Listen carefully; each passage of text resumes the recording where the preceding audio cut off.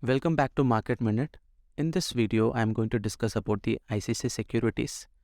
If you would remember, I have recommended this particular stock 2 weeks earlier, and I bought this stock at 430 rupees per share on 21st of April. And right now we are sitting at 10th of May, and I sold this entire position for 501 rupees per share.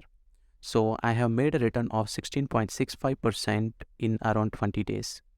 So if you have followed my recommendation and you want to book a profit, and you can book it for this particular price range. Let's understand why I have sold this particular stock. I have entered into these ICC securities because of the swing trade, and I have seen a value when that was trading at around 430 rupees. The stock price went sharply down when the quarterly results was released, and it was quite weak. And it is a value buy at that particular point because it is giving a dividend yield of 5.58% at that point, but the current PE, dividend yield is around 4.81%, and the PE is also less than the 5 years average PE at those point, and now it is almost similar to the 5 years average PE. And there was also an upcoming dividend of 9.25 rupees per share.